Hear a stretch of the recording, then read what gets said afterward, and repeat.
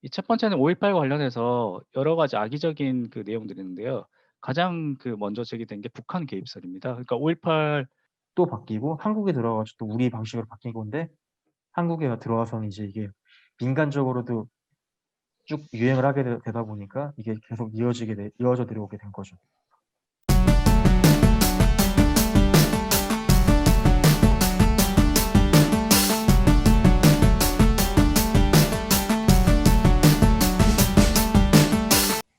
네, 우리 대육제인 여러분들 모두 안녕하십니까? 안녕하세요. 안녕하세요. 안녕하세요. 네, 모두 잘 지내셨나요? 네, 잘 지냈습니다. 요새 코로나가 다시 심각해지고 있어가지고 조금 그러게요. 저희 마음이 언제 무겁고 만날지 힘든, 모르겠네요. 그러니까요. 점점 좀 마음이 무거운 연말을 보내고 있는데 아마 어쩌면은 이제 시간상으로도 그렇고 저희가 2020년 마지막 이제 모임이 될 수도 있어요. 그래가지고 오늘은 저희가 특별히 준비한 컨텐츠가 뭐죠? 태왕님? 2020년 역사학계 6대 이슈 뉴스를 살펴봅니다. 네, 그래서 2020년을 돌아보면서 2020년에 다른 뉴스들도 많았지만 특히 우리는 역사 공부하는 사람들이니까 역사랑 관련해서 특별히 주목할 만한 사건 6가지가 뭐가 있는지를 한 명씩 나눠서 이제 돌아가면서 간단히 소개를 해줄 거예요. 그래서 저희가 준비하는 과정에서 돌이켜본 결과 굉장히 민감한 이슈들이 많이 있더라고요. 민감한 이슈들이. 그래서 역사가 여전히 현실과 연관이 있을 때 민감하다라는 걸 다시 체감을 하면서 저희가 준비를 했는데 저희가 최대한 객관적인 입장에서 간단하게 이런 일들이 있었다를 짚고 넘어갈 예정이니까 혹시 보시느라 불편하시더라도 조금 그런 부분을 양해하고 컨텐츠를 즐겨서 봐주시면 좋을 것 같습니다. 네, 그럼 제일 처음은 태왕님부터 시작을 해주면 네. 좋을 것 같습니다. 네, 공유하도록 하겠습니다. 네, 시간 넘수 부탁드립니다. 잘 보시나요? 네, 보입니다. 네. 저는 이제 소개했다시피 5.18 역사 왜곡 처벌법 제정과 관련한 내용을 다루는데요. 그 올해 12월에 본회의에서 그 이번에 통과를 했습니다. 이 첫 화면에 보이는 게 이제 1980년 5월 18일에 그 지금의 전남 구도청 앞에 있는 분수대에서 그 민주화 운동을 했던 그 사진입니다. 자, 그래서 간단하게 그 양력을 살펴보면 1980년에 이제 광주와 민주화 운동이 일어났고, 그다음에 95년에 이 광주와 민주화 운동에서 희생당한 그 희생자들과 유가족들을 위한 특별법이 가결됩니다. 그리고 2011년에는 이 광주 민주화 운동과 관련한 기록물들이 유네스코 세계기록유산에 등재되기까지 합니다. 그리고 이제 올해가 이제 그 5.18 광주 민주화 운동 40주년인데 이 마침 딱 40주년에 이 역사 왜곡 처벌법 제정이라는 것이 이제 발의가 됐습니다. 그럼 왜 이 40년 되는 해에 이 역사 왜곡 처벌법 굉장히 이름이 좀 자극적이기도 한데 이런 것들이 제정됐는지 한번 살펴보도록 하겠습니다. 그 우선 이 역사 왜곡 처벌법에 어떤 내용을 가지고 있냐면 그 이제 5.18 역사를 왜곡하는 그것에 대해 처벌하는 법이라 해가지고 이 제목에 그대로 드러나는데 이 첫 논의는 새롭게 이거를 단독법으로 제정을 할지 아니면 기존에 있었던 특별법에 넣지를 논의하다가 기존의 특별법을 개정하는 방식으로 해서 이 처벌법을 집어 삽입을 했습니다. 그래서 그 주요 내용은 5.18과 관련해서 허위사실 유포하면 징역 5년, 그다음에 5천만 원 이하의 벌금형에 처할 수 있다라는 실형의 어떤 그런 내용을 집어넣었습니다. 근데 이제 보수 세력 쪽에서 이 헌법상 표현의 자유에 반대 그 침해를 할 수 있기 때문에 이 왜곡 처벌법을 반대한다라는 의견이 지속적으로 제기됐고 이제 이 본회의에서 이걸 이제 인용해서 그 학문이나 연구, 예술, 학설 이런 것을 보도하는 것에 대해서는 처벌하지 않기로 이렇게 제한을 두었습니다. 그럼 왜 이런 그 역사왜곡 처벌법이 그 제기됐는지에 대한 배경을 한번 살펴보겠습니다. 이 첫 번째는 5.18과 관련해서 여러 가지 악의적인 그 내용들이 있는데요. 가장 그 먼저 제기된 게 북한 개입설입니다. 그러니까 5.18이 북한군이 침투한 간첩들에 의해서 사주가 됐다라는 거고 이것이 이제 일베라든가 일간 베스트라는 그 우익 쪽 관련한 그 사이트죠. 그다음에 유튜브, 그다음 극우 세력, 뉴라이트 등을 통해서 확대 재생됩니다. 그래서 이제 이거는 아까 앞서서 살펴봤듯이 국회나 법원 또 세계 유네스코에서 공식적으로 인정된 역사적 사건인데 이것을 악의적으로 보도해서 그 명예훼손 문제가 제기되었습니다. 그래서 이 옆에 보시는 것처럼 이 사진 그때 5.18 당시의 사진인데 특정 인물을 해서 북한에 있었던 어떤 그 장성과 똑같아서 북한군 그 간첩이 여기 와서 이게 사주했다라는 식으로 해가지고 말도 안 되는 어떤 이야기들을 지금 유포를 하는 그런 그 사진을 볼 수 있고요. 두 번째는 이제 무장폭동설입니다.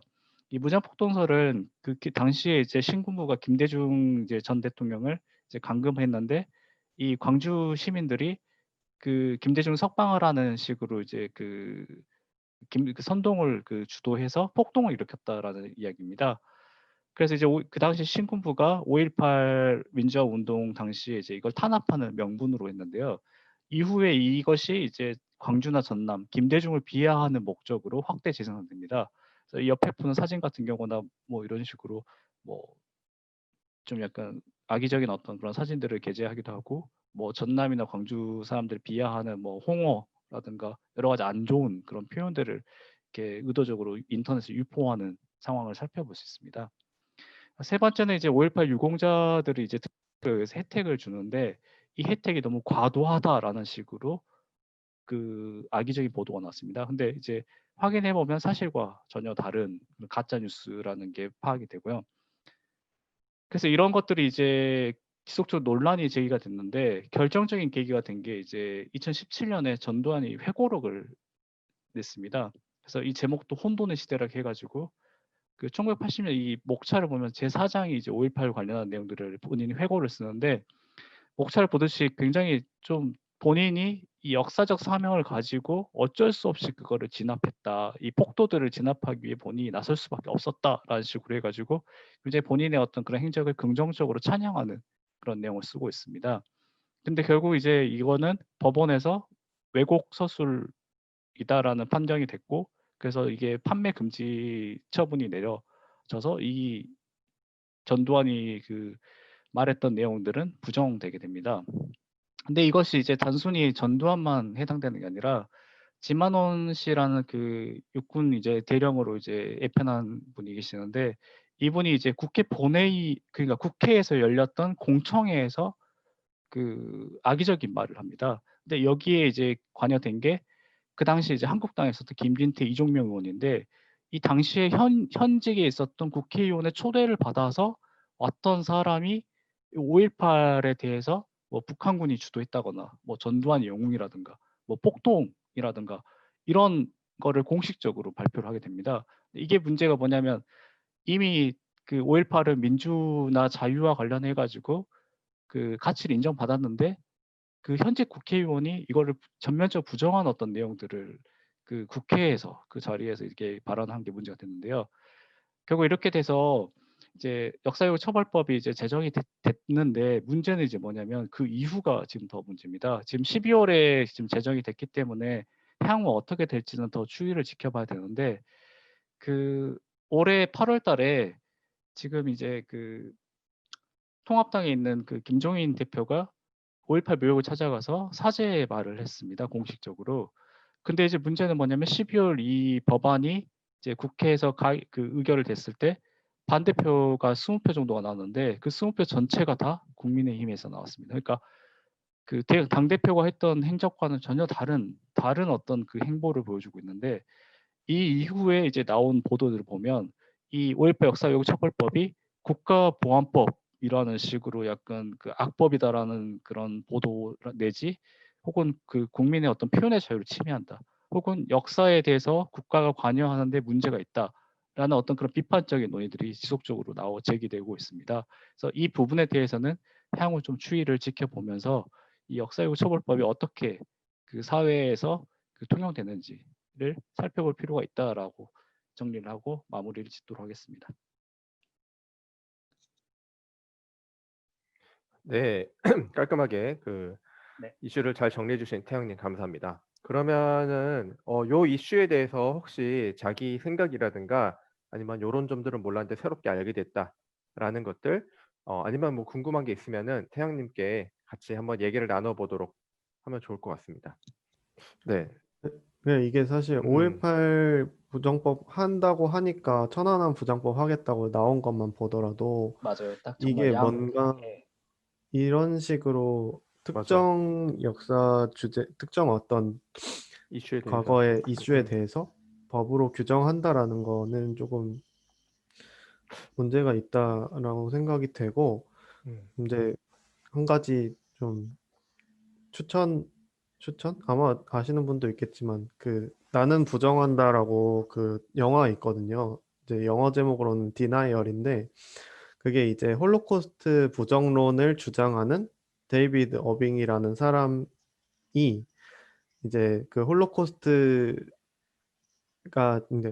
대해서 강의를 했던 어떤 뭐였지? 홀로코스트에 대해서 강의하는 데보라 립스타트라는 교수의 뭐 이렇게 강연에 가서 나는 홀로코스트가 없다고 생각하는데 당신은 어떻게 생각하느냐 이렇게 해가지고 하여튼 거기서 문제가 생겨서 데보라 립스타트를 고소를 했어요. 그래서 이제 고소를 했던 이게 실화 바탕으로 한 영화인데 그 고소를 해서 이제 그 양측이 어떤 법원에서 이제 대결을 펼치는 그런 어떤 실화를 바탕으로 한 영화인데, 근데 그 이제 영화에서 나오는 상황 이후에 어떻게 되냐면, 영화에서 나오는 상황은 어빙이 립스타트를 고소해서 그렇게 벌어지는 이제 법적인 대결이었는데, 그 영화에서 나오는 상황 이후에 어떤 상황이 이어지냐면, 이제 어빙이 영국 사람인데 영국에서는 그 홀로코스트 부정을 가지고 처벌할 법이 없기 때문에 이 사람이 특별히 뭐 이렇게 법적으로 처벌받을 일이 없어요. 근데 이 사람이 오스트리아에 가서 연설을 몇 번 했는데 거기에 이제 홀로코스트 부정한다는 내용이 당연히 있었겠죠. 그것 때문에 오스트리아에서 체포가 된 거예요, 이 사람이. 음. 그래서 그 사람이 이제 구속이 되고 그래서 이제 법정에서 이제 그러니까 재판을 받게 되었는데 그렇게 이제 체포가 되고 법정 다툼을 하게 되니까 이 사람이 완전 스타가 돼버리는 거예요. 그러니까 이 법으로 뭔가를 판단해서 이 옳고 그름을 따지게 되기 시작하면은 그 부정하는 사람들에 대한 스포트라이트가 오히려 주어지게 되는 것도 있고, 또 한 가지 이제 되게 상징적인 거는 이전 상황에서 그 어빙한테 고소를 당했었던 립스타트 교수도 어빙이 그런 식으로 했다고 해서 법적으로 처벌받는 거는 나는 반대한다. 이렇게 얘기를 했거든요. 그러니까 이거는 어떤 역사적인 사건에 대해서 어떤 역사적인 사건을 에 대한 해석적인 측면이나 아니면 사실에 대한 부정의 측면이나 그런 것들을 기존 법적인 테두리 안에서 해결할 수 있다면 그걸로 충분하지 않은가라는 생각을 합니다. 언제나 그렇게 하고. 되게 중요한 지적을 해주신 것 같아요. 이게 사법 처리는 결국은 언론의 이슈가 되면서 그 오히려 그 피해자보다는 가해자가 더 스타가 되는 경우가 많거든요. 그러니까 지금 그 상황에서는 지만호 씨가 갑자기 스타가 되는 경우라든가 예전에 막 신창원이 살인자인데 괜히 이슈가 되는 거잖아요. 지금 조두순 같은 경우도 이슈가 되는 거고. 그러니까 법적인 어떤 그런 처벌로 그 피해자한테 충분한 보상이 될 것인가라는 그 측면에서 봤을 때는 한 번 더 생각을 해볼 필요가 있거든요. 결국은 이 5.18 민주화 운동이라는 게 가장 중요한 가치가 민주와 자유잖아요. 이거는 법으로 그걸 판단하는 문제가 아니라 사실 교육으로 해서 국민들이 본인들이 스스로 그거를 거부할 수 있는 건전한 어떤 그런 그 상식을 가지고 있다라는 그게 진짜 더 중요한 문제인 것 같거든요. 그러니까 이 법을 이렇게 제정해가지고 뭔가 이걸 통제하려는 그런 시도보다는 오히려 교육에 더 주 목적을 둬서 하는 게 더 낫지 않나라는 그냥 그런 발언을 좀 조심스럽게 이야기를 해봅니다. 네. 처음부터 아주 좀 민감하네요. 예, 아주 너무 민감한 이슈를 저희가 이제 소개를 해드렸는데 저희가 더 심도 있는 얘기들이 많이 있지만 첫 번째 네, 여기서 이슈는 마무리하고 여기서 네. 이제 마치도록 할까요? 네네, 그게 좋을 것 같습니다. 네, 그래서 뒤에 좀 이슈들이 많이 있으니까요. 네, 좀 민감한 이슈지만 객관적인 입장에서 잘 설명해 주신 우리 태양님 감사드립니다. 네, 네, 감사합니다. 예. 네, 이렇게 해가지고 태왕님이 소개해준 5.18 역사 왜곡 방지 특별법인가요? 그냥 법인가요? 네, 거기에 대해서 우리 같이 알아봤고 이번에는 조금 가벼운 주제를 다루도록 하죠. 예, 우리 마고님이 준비해 주셨죠? 본인 전공이랑 좀 비슷한 예, 연등회가 유네스코에 등록됐다라는 소식이 있다고 하는데 어떤 뉴스인지 준비된 대로 바로 소개해 주시면 좋을 것 같습니다. 예, 저는 기사 내용 띄워놓고 시작을 하겠습니다. 네, 제가 어떻게 하다 보니까 자꾸 이렇게 불교 관련된 것만 준비하게 되는데 머리 공교롭게도 깎으실 생각 없으신가요? 그러게요. 깎아야 하나. 네, 제가 준비한 거는 연등회라는 이제 불교 행사인데요. 이게 유네스코에 이제 인류 무형문화유산에 등재되었다는 게 확정돼가지고 뉴스 기사에 떠가지고 이걸 준비해 보게 됐습니다.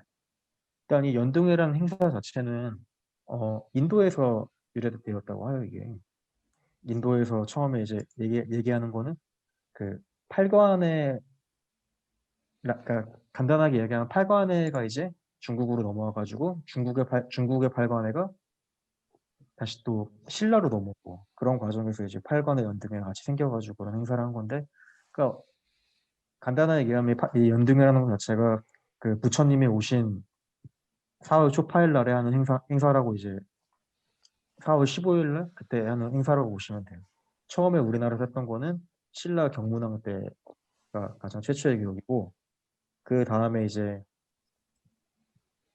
궁예 때 이제 팔관회가 시작이 되면서 그 궁예가 세웠던 태봉 왕조에서부터 시작이 돼가지고 고려 태조 왕건도 이거를 상례시키고 쭉쭉쭉 내려오다가 음 그러니까 이게 맨 처음에는 그러니까 우리가 지금 얘기하는 정월 대보름에 이 팔관회 연등의 세트로 같이 이제 이루어지다가 음 거란의 침입 때 현종 때 2월에 뭐 중간에 2월 15일로 바뀌기도 하고 그러는데, 그러니까 그런 뭐 대략적인 뭐 내용들을 차치하고 나서라도 고려 시대 내내 쭉 이어져요. 고려 성종 때 외에는 고려 성종은 이거를 폐지했다가 연등이랑 팔관의 연등을 다 폐지했다가 다시 현종 때 부활을 하고 그 다음에 이제 쭉 이어져 내려오다가 조선왕조에 가가지고 공식적으로 폐지가 되죠. 근데 이 연등이라는 거가 이제 그 무형유산으로 등재된 거는 아무래도 이런 행사의 연속성을 가지고 이야기를 해야 되기 때문에 사람들이 이 등재를 하는 그런 잣대가 됐을 텐데, 이게 고려 원간섭기 때부터 이러한 이제 팔관의 연등 같은 이런 불교 행사들이 민간에 퍼지면서 국가 주도였던 이제 연등 행사가 점차 이제 민간의 뭐 절에 드나드는 그 신도들이나 백성들에게 퍼지면서 조선시대에는 이게 오히려 그 민간적인 행사가 되었다라고 이제 얘기를 하게 되더라고요. 그래가지고 이 전통이 쭉 내려와가지고 지금까지 이어지게 되었다. 그리고 어쨌든 간에 그래가지고 이 연등의 행사가 우리나라를 대표하는 어떤 전통적인 그런 무형문화유산이 되었고, 이게 유네스코에 올라와가지고 당당하게 이름을 올렸다. 네, 이 정도로 얘기할 수 있을 것 같습니다. 네. 그래서 요거는 기사 내용을 보니까 2020년 12월 17일이네요. 거의 예, 최근인데 어제요. 어제구나, 어제. 예, 예. 네, 어제예요. 그래서 연말에 역사계에서 아주 좋은 이슈가 있었는데 그거를 잘 소개해 주셔서 감사합니다. 네, 그러면 요거랑 관련해서 혹시 뭐 궁금한 점이라든가 아니면 요런 포인트를 한번 짚고 넘어갈 것들이 있다라는 게 있으면은 같이 한번 얘기를 나눠보도록 하죠. 이게 지금 무형문화유산에 등재가 된 거죠? 네, 맞아요. 네. 무형문화유산에 있는 거는 밑에 나와 있듯이 뭐 동묘제례나 이제 음. 팔소리, 강강술래, 씨름 같은 우리나라 전통적인 그런 풍속이나 그런 거에 대해서 무형문화유산에 등재가 된 거거든요. 음. 아니, 그러면은 저기서 말한 연등회가 네, 고려시대 때부터 이어져 온 연등회 그 자체를 말하는 거예요, 그러면? 물론 뭐 변형도 되고 그런데 기본적인 틀이라 그래야 될까? 그러니까 이게 어쨌든 간에 그 부처님 오신 날을 맞춰가지고 기념하는 그런 행사로 시작이 된 건데, 그런 전통은 변하지 않았고, 그리고 연등회라는 게 그 우리가 흔히 아는 연등의 그 등을 띄어가지고 이제 여기 나와 있듯이 이런 식으로 이제 등을 띄어서 이렇게 하는 거잖아요. 이 등에도 종류가 되게 많대요. 뭐 예를 들어가지고 학등도 있고 여기 나와 있는 뭐 이런 부처님 이 보살의 이런 등이라든지 다양한 등들을 띄어가지고 뭐라 그래야 될까? 그런 미신 그런 이제 뭐 악귀들이나 그런 거를 타파하고 뭐 한해 뭐 복이나 뭐 무병장수를 기원하는 그런 일종의 인간적인 그런 신앙화가 돼가지고 이렇게 쭉 조선시대까지 쭉 이어져 내려온 거죠. 요새는 그 서울에서 보면은 연등회를 네, 하잖아요. 그 막 네네, 청계천에서도 엄청 이쁘게 하고 하잖아요. 아니 엄청 이쁘긴 그렇게 하고 이쁘더라고요. 있어요. 특히 청계천에서 최근에 네, 하는 것들은 아주 뭐 굉장히 수준 높은 연등회가 진행되고 사람들이 많이 사진도 찍으러 오고 이러는 것 같더라고요. 음, 이 연등회라는 행사 자체가 되게 고려 시대에도 큰 행사여가지고 음, 그 음. 당시에는 야간 통행 금지라는 게 있어가지고 근데 해도 근데 이 1년에 한 번 딱 풀어주는 날 이날이라고 하더라고요. 연등회가 있는 날. 어, 그래가지고 그러니까 이게 이 연등회를 하는 게 국왕이 그 태조 왕건의 그, 그 사당에 가가지고 제사를 지낸 다음에 돌아오는 길에 이제 그 연등회를 하는 건데 이 밤에 이렇게 쭉 서놓는 그 연등들을 따라가지고 왕이 행차하면은 백성들이 그거를 막 구경을 나와가지고 구경을 하는 거죠. 제가 알기로는 불교 문화권에는 이렇게 연등회를 성대하게 하는 곳 그리고 이런 전통이 남아있는 곳이 아마 한국이 잘 남아있기 때문에 네, 맞아요. 인류 문화유산으로 등재된 게 아닌가. 근데 애초에 이 다른 불교 인도에서 네, 문화권에서는 이렇게 연등회 자체가 많이 남아있지는 않은데 한국이 상당히 더 연등회 문화가 잘 보존이 됐다고 알고 있거든. 네. 그 연등회라는 거가 저는 그냥 아 이쁜 거 행사하는 거구나 요 정도로만 알고 있었는데 이 연등회라는 게 국가 차원에서 이런 식으로 잘 유지가 되고 지금까지 이렇게 국민이 다 같이 즐기는 파티로 남아 있는 게 여기 한국이 예외적인 케이스라고 해서 아마 그런 이유들 때문에 유네스코에서도 인류 무형 문화유산에 이제 등재하는 요건을 갖추지 않았나 싶네요. 이런 것들은 잘 몰랐던 사실인데 기사에도 안 나와 있었고 네, 역시 같이 얘기를 나누니까 이런 것들을 또 알게 돼서 좋네요. 네, 그래서 뭐 시간이 다 돼가지고 유네스코 얘기는 요 정도에서 마무리 짓도록 할까요? 네, 그러면 네, 이제 공유를 중지해 주시면 될 것 같습니다. 예, 네, 그렇게 해가지고 연등회가 인류 무형문화유산에 이제 등재됐다라는 연말에 아주 좋은 소식이 있는데 요거를 연등회 유래와 세계적인 현황까지 해서 같이 잘 소개해 준 우리 마구니님 감사드립니다. 수고하셨습니다.